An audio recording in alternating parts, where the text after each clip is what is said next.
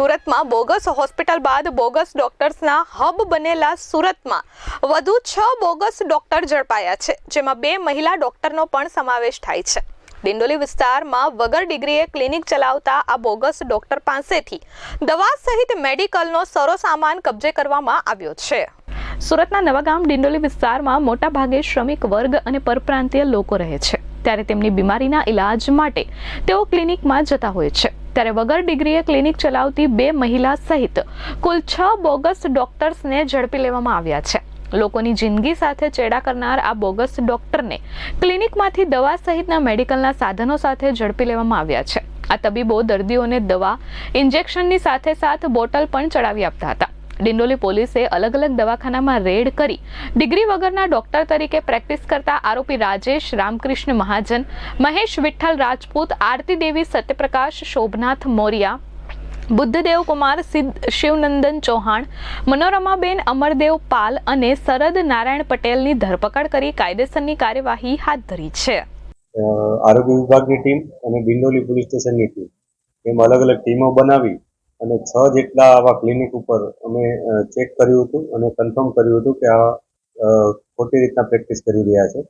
આ 6 લોકો ઉપર કાયદેસરની કાર્યવાહી કરવામાં આવી છે, જેમાં બીએનએસની કલમ 125 અને મેડિકલ પ્રેક્ટિશનર જે એક્ટ છે એ અનુસંધાનની કલમ 30નો ઉમેરો કરી અને ગુનો દાખલ કરવામાં આવ્યો છે। આ કેસમાં ટોટલ 6 ડોક્ટર પકડાયા છે કે જેઓ બોગસ ડોક્ટર તરીકે એટલે કે કોઈ પણ જાતની ઓથોરિટી ન હોવા છતાં એલોપેથિક પ્રેક્ટિસ કરતા હતા। આમાં ટોટલ 56,000નો મુદ્દામાલ પણ પોલીસે રિકવર કર્યો છે કે જેમાં દવાઓ, ઇન્જેક્શન્સ વગેરે મુદ્દામાલ મળી આવ્યો છે। આ જે 6 ડોક્ટરો છે એમાં રાજેશ રામકૃષ્ણ, મહેશ રાજપૂત, બુદ્ધદેવ ચૌહાણ, શરદ નારાયણ પટેલ, આરતી દેવી અને મનોરમાબેન, આ 6 ડોક્ટરો આવી રીતના કોઈ પણ જાતની ઓથોરિટી વિના પ્રેક્ટિસ કરતા હતા। એ બાબતને લઈને ગુનો નોંધવામાં આવ્યો છે અને આ લોકો પાસે જે પણ ડિગ્રીઓ હતી બોગસ એ પ્રકારનું અમે રિકવર પણ કર્યું છે અને એના ઉપર અમે અત્યારે વેરિફિકેશન પણ કરી રહ્યા છીએ કે એ લોકોને ક્યાંથી આ વસ્તુ મળી, કઈ રીતના એ લોકો પ્રેક્ટિસ કરે છે અને છેલ્લા કેટલા સમયથી પ્રેક્ટિસ કરે છે। એ લોકો પોતે જે સામાન્ય તાવની, શરદીની આ પ્રકારની દવાઓ આપતા હોવાનું પ્રાઇમરી પોલીસને ઇન્ફોર્મેશન મળી છે।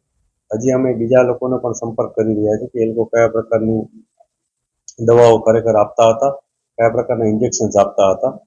આજે ડોક્ટર છે બધા એ છેલ્લા 2 થી 4 મહિનાના સમયગાળા દરમિયાન પોતાની પ્રેક્ટિસ કરતા હોવાનું એવરેજ અમને જાણવા મળ્યું છે, પરંતુ અમે આ બધી વસ્તુઓ વેરીફાઈ કરશું કે એ લોકો ખરેખર કેટલા સમયથી પ્રેક્ટિસ કરે છે, કેટલા લોકોને કયા પ્રકારની દવાઓ આપી છે અને ડિગ્રી ક્યાંથી મેળવી છે। આ બધી બાબતો પોલીસ વેરીફાઈ કરી રહી છે। તમામ વસ્તુમાં પોલીસને ઘણી બધી ટીમો પણ લગાવવી પડશે। અમે અલગ અલગ ટીમો લગાવી અને આ પ્રકારની કેસમાં ઊંડાણપૂર્વક તપાસ કરી। ઇન્વેસ્ટિગેશન એકદમ ઓપન છે। અમે ખરેખર આ લોકો ક્યાંથી લાવ્યા છે ડિગ્રી, કેટલાક પાસે BEMS એ પ્રકારની ડિગ્રી છે, કેટલાક પાસે અન્ય ડિગ્રી છે, એટલે આ પ્રકારના સર્ટિફિકેટ કઈ જગ્યાએ વેલિડ છે અથવા કોઈ પણ જગ્યાએ વેલિડ છે કે નહીં એ બધી બાબતો અત્યારે તપાસનો વિષય છે। એ બધી બાબત ઉપર અમે તપાસ કરી રહ્યા છીએ। જે અમને 6 ડોક્ટર પકડાયા છે એમાં કેટલાક પાસે BEMS એ પ્રકારની ડિગ્રી છે, અમુક પાસે diploma in medical practice registered આ પ્રકારના શબ્દો લખેલી કેટલાક સર્ટિફિકેટ્સ મળી આવ્યા છે। જે આરોગ્યની ટીમ હતી એમને પણ અમને જણાવ્યું કે આ પ્રકારની કોઈ પણ ડિગ્રી સાથે અહીંયા ગુજરાતમાં તેઓ પ્રેક્ટિસ કરી શકતા નથી, પરંતુ ખરેખર તેઓ આ સર્ટિફિકેટ ક્યાંથી મેળવ્યું, સાચું છે કે નહીં, અથવા જ્યાંથી મેળવ્યું ત્યાં આ પ્રકારની પ્રેક્ટિસ થાય છે કે નહીં એ પણ અમે તપાસ કરીશું। અત્યારે જે આ 6 ડોક્ટર પકડાયા છે એમાં એવરેજ આપણે જોઈએ તો 2 થી 4 મહિનાનો સમયગાળો પોલીસને મળ્યો છે।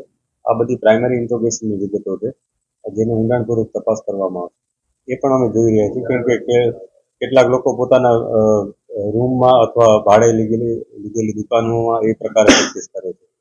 Bureau report H24 news, Surat.